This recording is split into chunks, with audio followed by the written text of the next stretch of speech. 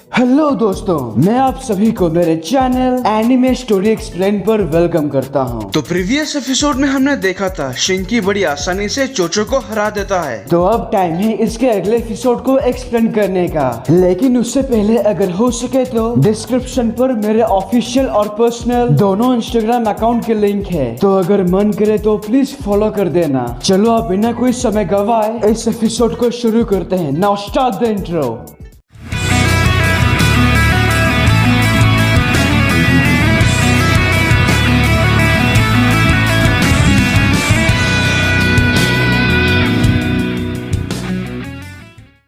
Episode के शुरुआत में हम देखते हैं चोजी और कारुई चोचो से मिलने आते हैं, जो थोड़ी बहुत जख्मी है। चोचो, मेरी बच्ची, तुम ठीक तो हो ना? उसने बहुत ज्यादा चाकरा इस्तेमाल कर लिया, लेकिन ये ठीक हो जाएगी। तुम्हारा शुक्रिया शारदा। पापा, मम्मा। चोचो, तुम्हें दर्द तो नहीं हो रहा बेटा? वो लड़का काफी हैंडसम है ना, आपसे भी ज्यादा। मैंने कहा था ना वो ठीक होगी। मैं ये नहीं मानता बेटा, पापा सबसे ज्यादा हैंडसम है। तभी यहाँ बैटल अरीना में फिलहाल इसी के साथ एलिमिनेशन राउंड का अंत होता है और यहाँ से सेमीफाइनल राउंड का फर्स्ट मैच बोरुटो उजुमाकी और शिकिडाई नारा के बीच में आधे घंटे के ब्रेक के बाद शुरू होगा। आखिरकार वो घड़ी आ गई जिसका इंतजार हमें कब से था। तुम ऐसे वक्त में नर्वस तो नहीं होना भी मत, क्योंकि ये तुम्हें सूट नहीं करता। वैसे 4 शैडो क्लोन तुम्हारी लिमिट है ना? जानना चाहते हो क्या? फिक्र मत करो, ये मैं तुम्हें मैच के दौरान ही दिखाऊंगा। सही है, चलो सबको दिखाते हैं दो पक्के दोस्त कैसे फ्रेंडली मैच करते हैं। हारने के बाद रोना मत। अभी इनके पास आधा घंटा है तो बोरुटो सोचने में लग जाता है। अब मैं अपने दोस्त के साथ लड़ने जा रहा हूँ। मैं भी जानना चाहता हूँ कि हम दोनों में से सबसे बेहतर कौन है, तो क्या इसका इस्तेमाल करना सही होगा? तभी उसे बाहर कुछ आवाज सुनाई देती है।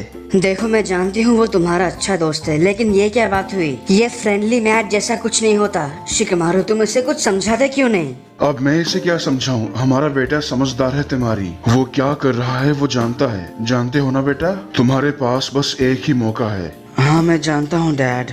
मैं तुम पर कोई दबाव नहीं डाल रहा, पर बस बोरुटो से मत हारना। और मैं बस इतना जानता हूँ, मैं बोरुटो से हारने वाला नहीं, तो आप फिक्र मत करो। जब उनकी बातें बोरुटो सुनता है तो वो निंजा गैजेट निकालने का फैसला छोड़ देता है। तो फाइनली वो वक्त आ चुका है। इन दोनों पिता की नजर अपने बच्चों पर टिकी है। भैया फिर से आ गए मॉम। हिडन लीफ विलेज से बोरुटो उजुमाकी और शिकिडाई नारा सेमीफाइनल राउंड का फर्स्ट मैच शुरू होता है। और बस इतना बोलते ही दोनों के बीच में फाइट शुरू हो जाती है। इन दोनों का जबरदस्त मुकाबला देखकर क्या बात है, वो दोनों सच में काफी माहिर हो चुके हैं। कितना बुरा है ना, काश ये फाइनल मैच होता। तो बोरुटो विंड स्टाइल अटैक करता है, लेकिन शिकिडाई बच जाता है। तो वो भी शैडो पैरालिसिस जुत्सु से बोरुटो को पकड़ने की कोशिश करता है, लेकिन वो भी शैडो क्लोन जुत्सु करता है, जिससे शिकिडाई को काफी कंफ्यूजन होती है असली वाले को पकड़ने में। तभी बोरुटो फिर से उस पर विंड स्टाइल अटैक करने ही जा रहा था, लेकिन शिकिडाई अपने शैडो को एक सर्कल में फैलाकर बोरुटो के साथ साथ उसके सारे क्लोन्स को एक ही बार में रोक देता है। ये देखकर सारे दर्शक शिकिडाई से इम्प्रेस। बहुत बढ़िया शिकिडाई, I am proud of you. ये उसने कैसे किया शिकमारू? मतलब उसका शैडो इतने दूर तक कैसे फैल सकता है? इसका ये मतलब हुआ कि सिर्फ बोरुटो ही स्पेशल ट्रेनिंग नहीं कर रहा। नहीं, ऐसा नहीं हो सकता। तो जैसा मैंने अंदाजा लगाया था, 4 शैडो क्लोन तुम्हारी लिमिट है। वो तो अच्छा है कि मैंने अपने डैड के साथ प्रैक्टिस किया था। चलो अब देर मत करो, वो शब्द बोल दो जो मैं सुनना चाहता हूँ। लगता है मैच खत्म हुआ। बोरुटो को इस तरह देखकर नारुतो को बहुत बुरा लगता है, लेकिन बोरुटो अपने डैड को इम्प्रेस करने के लिए फिर से चीटिंग का सहारा लेता है। वो इस बार अपने निंजा गैजेट से सप्लीमेंट निकालता है, जिससे अचानक से बोरुटो के 4 शैडो क्लोन्स और निकलकर शिकिडाई पे हावी हो जाते हैं। और अंत में ये होगा उसने कभी सोचा नहीं था। वैसे तुम्हें मुझसे कुछ सुनना था क्या? ठीक है, मैं हार मानता हूँ। अरे यार, बोरुटो उजुमाकी जाएंगे टूर्नामेंट के फाइनल राउंड में। भैया फिर से जीत गए मॉम। बोरुटो जब बैटल अरीना छोड़ के अंदर आता है तो वो देखता है वो निंजा साइंटिस्ट उससे मिलने के लिए आया है। फाइनल राउंड में पहुंचने के लिए कांग्रेचुलेशन शहजादे। डॉक्टर कटास्के, आप यहाँ पर? मैं आपके लिए बहुत ही बेमिसाल चीज लाया हूँ। ये नया लाइटनिंग स्टाइल सप्लीमेंट बिल्कुल 6th होकागे जैसा लाइटनिंग है इसमें। अगर फाइनल में आप इसका इस्तेमाल करोगे तो आपको चुनिन बनने से कोई नहीं रोक सकता। ये मेरा वादा है। मैं समझ गया, शुक्रिया आपका। देखना आप ही जीतोगे शहजादे। वेल बोरुटो को भी इस बात का बहुत बुरा लगता है कि उसने चीटिंग की मदद से अपने दोस्त को हराया, लेकिन ये बात शिकेडाई थोड़ी ना जानता है। तुम यहाँ बैठे हो और हम तुम्हें न जाने कहाँ कहाँ नहीं ढूंढ रहे। तुम जीत के लगभग बहुत करीब थे, जानते हो ना। मैंने हारने के बारे में कभी नहीं सोचा था। इससे कितना दुख होता है मुझे अब समझ में आ रहा है। मैंने वहाँ अपना बेस्ट दिया, मुझे अपने आप पर विश्वास था, मैं ये जीत सकता था इनोजीन। अब जाने भी दो शिकेडाई, जो हो गया तुम उसे बदल तो नहीं सकते। हम अगली बार और मेहनत करेंगे, ओके? हम आसमान में चमकने वाले सितारों के जैसे हैं शिकेडाई। अभी तो ये बस हमारा शुरुआत है, हमें आगे बढ़ने के लिए अभी काफी मेहनत करनी है। क्या यार, तुम दोनों भी ना मूड फ्रेश कर दिया मेरा। लगता है हमें ऑडियंस के बीच में बैठ के थोड़ी खुली हवा खानी चाहिए। और ऐसे वक्त में बोरुटो ठीक उनके सामने आता है, मेरा मतलब चीटर बोरुटो। फाइनल में अच्छे से करना बोरुटो, कोई बेवकूफी मत करना। हाँ, सब कुछ मुझ पे छोड़ दो। Best of luck Boruto. Thank you guys. तो जैसा कि मैंने कहा, बोरुटो को इस बात का बहुत दुख है कि उसने चीटिंग किया और अब कमाल दिखाने की बारी सारादा की है। हे सारादा, मैं हीरोइन बनने का मौका तुम्हें देती हूँ। जाओ जाके अपना जलवा सबको दिखाओ। तुम्हारा शुक्रिया चोचो। तुमसे पहले फाइनल में पहुंचने के लिए माफ करना सारादा। चिंता मत करो, मैं भी जल्दी तुम्हारे साथ वहीं रहूंगी। Best of luck. वो आराया या जो भी उसका नाम है, तुम उसे हरा सकती हो। हाँ, लेकिन संभल के, वो बंदा बिल्कुल भी नॉर्मल नहीं है। नॉर्मल तो मैं भी नहीं हूँ, मुझे होकागे बनना है, तो मैं यहाँ हार नहीं सकती।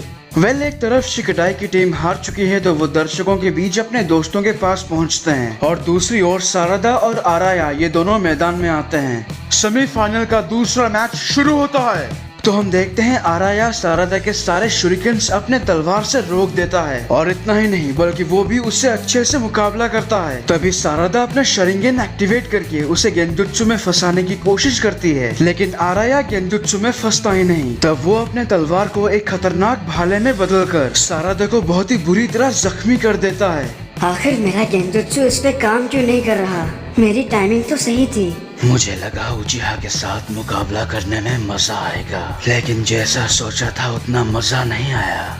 तो तुम बात भी करते हो, मुझे लगा तुम गूंगे। बकवास बंद कर। उसकी कोई न कोई कमजोरी तो होगी ही। एक सेकेंड, इसके पीछे ये किस तरह के धागे हैं? वो जब दोबारा अपने भाले से हमला करता है तो सारादा एक बड़ा सा लाइटनिंग बॉल उस पे छोड़ती है, लेकिन वो डॉज कर लेता है, जिससे वो लाइटनिंग बॉल दर्शकों के छत पे जाके टकराता है। तो इस वजह से कुछ टुकड़े दर्शकों पे गिरते ही हमारा मेटल उन्हें आसानी से हटा देता है। शुक्रिया मेटल। ये तो कुछ भी नहीं था। आप सब मुझे ही देख रहे हो क्या? तुम अब और छुप नहीं सकते, मैं जानती हूँ तुम वही हो। तो हम और सभी देखते हैं वो असली वाला वहाँ ऊपर है, और वो जो सारादा से लड़ रहा था वो बस उसका पपेट है। वो शुरू से ही वहाँ ऊपर था क्या? क्या वो दोनों जुड़वा भाई हैं? तुम ही असली वाले हो ना? तुम पपेट मास्टर निंजा हो। मैंने पहले ही तुम्हारे चाकरा धागे अपने शरिंगन से देख लिया था। तो तुम्हें ये कब पता लगा? तभी जब तुमने मुझे जख्मी किया, और मेरा गेंजुत्सु भी इसीलिए काम नहीं कर रहा था क्योंकि मैं एक पपेट पर इसका इस्तेमाल कर रही थी। फिर मुझे याद आया कि सैंड विलेज के पास तो एक शानदार पपेट मास्टर की कला है। तुमने बस इतने में पता लगा लिया? तुम मुकाबला करने यहाँ मैदान में आओगे या वहीं खड़े रहोगे? शिकमारू, अगर कोई अपोनेंट मैदान छोड़ दे तो क्या ये डिस्क्वालीफाई नहीं माना जाएगा? रूल्स के हिसाब से तो यही होना चाहिए, मतलब वो मैदान में शुरू से ही नहीं है ना काज़े? मुझे किसी बात से कोई शिकायत नहीं। अगर यहाँ कोई रूल्स तोड़ता है तो उसके साथ वही करो जो सही है। वो काफी देर से वहीं खड़ा है।